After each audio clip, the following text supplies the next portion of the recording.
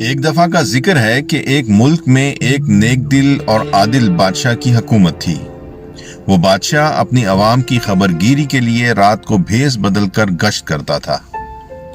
ایک رات کو جب وہ اپنے معمول کے مطابق دارالحکومت کی گلیوں میں گھوم پھر کر حالات کا جائزہ لے رہا تھا تو اسے 4 مشکوک لوگ دکھائی دیے۔ وہ ان کے پاس چلا گیا۔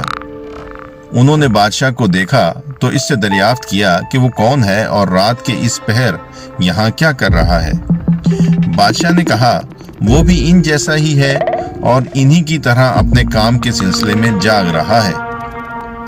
اس کی بات سن کر ان لوگوں نے، جو کہ دراصل ڈاکو تھے، یہ سمجھا کہ یہ شخص بھی چور ہے۔ انہوں نے بادشاہ کو وہاں سے جانے کا کہا، لیکن بادشاہ ان لوگوں کے عزائم کے بارے میں جاننا چاہتا تھا، اسی لیے اس نے ان ڈاکوؤں سے دریافت کیا کہ وہ اسے بھی اپنے منصوبے میں شامل کر لیں تو اس میں سب کا فائدہ ہوگا۔ ڈاکوؤں کے سردار نے کہا ہرگز نہیں، ہمارے گروہ کا ہر شخص غیر معمولی ہے، اس میں کوئی نہ کوئی نایاب خوبی ہے، ہم کسی عام شخص کو اپنے ساتھ شامل ہونے کی اجازت نہیں دے سکتے۔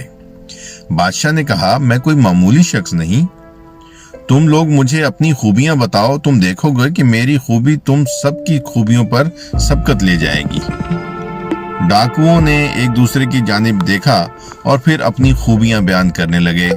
پہلے ڈاکو نے کہا میری خوبی یہ ہے کہ میری یادداشت غضب کی ہے، میں ایک دفعہ کسی راستے سے گزر جاؤں تو پھر وہ مجھے حفظ ہو جاتا ہے، اور ایک دفعہ کسی کو دیکھ لوں، بعد میں وہ شخص کسی بھی شکل یا بیروپ میں آئے تو میں اسے پہچان لیتا ہوں۔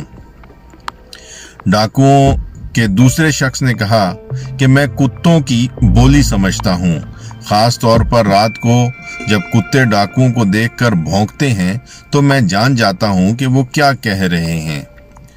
بادشاہ کو ڈاکو کی اس بات پر یقین نہیں آیا، لیکن وہ خاموش رہا۔ تیسرے ڈاکو نے کہا میرے بازو بہت طاقتور ہیں، کسی بھی بلند سے بلند حویلی یا قلعے کی دیوار ہو میں اس پر کمند پھینک سکتا ہوں۔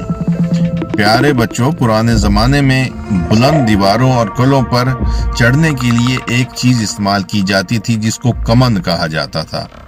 اس کے ایک سائیڈ پر ایک رسا باندھا جاتا تھا، جبکہ دوسرے نکر پر گانٹھ کی مدد سے ایک لوہے کا آنکڑا باندھ دیا جاتا تھا جس کی کئی کونے ہوتے تھے۔ اس کو نیچے زمین پر کھڑے ہو کر چھت یا دیوار پر پھینکا جاتا تو وہ کسی نہ کسی چیز میں اٹک جاتا تھا، پھر لوگ اس کو پکڑ کر دیوار کے سہارے چھت پر چڑھ جاتے تھے۔ خیر، ہم اپنی کہانی کی طرف واپس آتے ہیں۔ اب ڈاکوؤں کے سردار کی باری تھی۔ اس نے کہا کہ میری یہ خوبی ہے کہ میں سونگھ کر بتا سکتا ہوں کہ خزانہ کہاں کہاں چھپایا گیا ہے، بے شک وہ زمین کے اندر ہی کیوں نہ ہو۔ پھر اس نے بادشاہ سے پوچھا کہ اب وہ اپنی کسی غیر معمولی خوبی کے بارے میں ہمیں بتائے۔ بادشاہ نے کہا کہ اس کی خوبی یہ ہے کہ جب اس کے ساتھی گرفتار ہو جاتے ہیں تو وہ اپنی داڑھی پر ہاتھ پھیرتا ہے تو اس کے ساتھی قید سے آزاد ہو جاتے ہیں۔ ڈاکوؤں کو بادشاہ کی بات کا یقین نہیں آیا۔ انہوں نے اس سے کہا کہ تم جھوٹ بول رہے ہو۔ تو بادشاہ نے کہا کہ تم لوگ گرفتار ہو جاؤ تو پھر دیکھنا کہ میں سچ کہہ رہا ہوں یا جھوٹ۔ ڈاکو یہ بات سن کر لاجواب ہو گئے۔ پھر وہ کہیں چوری کرنے کا منصوبہ بنانے لگے۔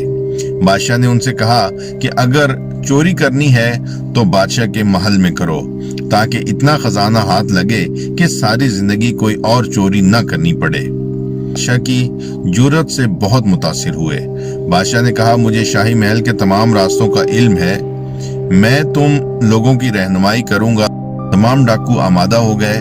جب وہ لوگ شاہی محل ڈاکہ ڈالنے کے لیے روانہ ہوئے تو راستے میں کتے ان کو دیکھ کر بھونکنے لگے۔ تو بادشاہ نے اس شخص سے پوچھا جس نے دعویٰ کیا تھا کہ وہ کتوں کی زبان سمجھتا ہے کہ یہ کتے کیا کہہ رہے ہیں، تو اس نے جواب دیا یہ کتے بہت عجیب سی بات کر رہے ہیں، تم 5 لوگوں میں ایک بادشاہ بھی ہے۔ سارے ڈاکو اس کی بات سن کر ہنسنے لگے۔ بادشاہ نے کہا کہ یا تو کتے کا دماغ خراب ہے یا تمہارا۔ اس ڈاکو نے جواب دیا میں خود بہت حیران ہوں، لیکن یقین مانو کتے یہی کہہ رہے ہیں۔ फिर वो लोग आगे रवाना हो गए। जब वो सब शाही महल की फसील के पास पहुंचे तो जिस शख्स ने दावा किया था कि वो बुलंद से बुलंद दीवार पर भी कमान डाल सकता है, उस पे उसने कमान डाली और सब लोग उसके मदद से महल की छत पर चढ़ गए। इसके बाद इस आदमी का काम शुरू हुआ जो सूंघ कर बता सकता था कि खजाना कहाँ छुपाया गया है। वो सूंघ कर बताता रहा और उन्होंने सारा खजाना चोरी कर लिया। जब वो लोग वापस पहुंचे तो बादशाह ने डाकुओं से कहा कि तुम लोगों ने बहुत बड़ी वारदात की है, कल पूरे शहर में हंगामा मच जाएगा। शाही पुलिस एक एक घर की तलाशी लेगी, इसलिए बेहतर है कि इस खजाने को अब यहीं कहीं जमीन में दफन कर दिया जाए और जब हालात नॉर्मल हों तो हम सब अपना अपना हिस्सा मिल बांट कर ले लेंगे।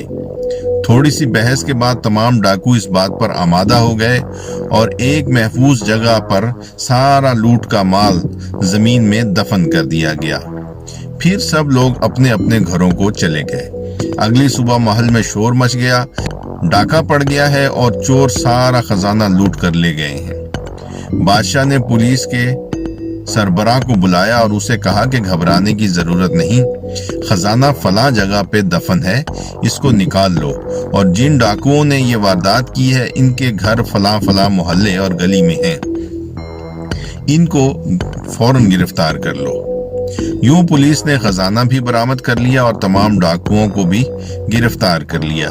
जब इन सब को गिरफ्तार करके बादशाह के सामने पेश किया गया तो जिस शख्स ने कहा था कि मैं एक दफा जिस शख्स को देख लूं मैं उसे कभी नहीं भूलता, इसने अपने साथियों से कहा कि ये तो वही आदमी है जिसने हमारे साथ मिलकर शाही महल में वारदात की थी। डाकुओं के सरदार ने कहा कि रात को इसने एक डाकू को बादशाह बना दिया था, अब तुम एक बादशाह को डाकू बना रहे हो, क्या तुम सब के दिमाग खराब हो गए हैं? बादशाह ने इनको देखकर कहा कि तुम क्या खुसर फुसर कर रहे हो? तो उस शख्स ने जिसने ताकतवर याददाश्त रखने का दावा रखा था बादशाह से कहा कि दोस्त, कब अपनी दाढ़ी पर हाथ फेरोगे जब हमें मौत की सजा सुना दी जाएगी? बादशाह इसकी बात सुनकर बेइख्तियार हंस पड़ा और कहा, तुम सब लोग वाकई ही गैर मामूली सलाहियत के मालिक हो और अपने दावे में सच्चे हो, लेकिन कितने अफसोस की बात है कि आज तक तुम्हारी सलाहियतें गलत मकासद के लिए इस्तेमाल हो रही हैं। तुम्हारी तरह मैं भी अपने दावे में सच्चा हूँ और अपने वादे पे कायम हूँ। इसके बाद बादशाह ने अपनी दाढ़ी पे हाथ फेरा और सबको आज़ादी का हुक्म दिया और इन्हें कहा कि तुम्हें मुनासिब और बाइज्जत रोजगार देता हूँ ताकि तुम्हारी सलाहियतें मुल्क और कौम के फायदे के लिए इस्तेमाल हों। डाकुओं ने बादशाह की पेशकश को कबूल कर लिया।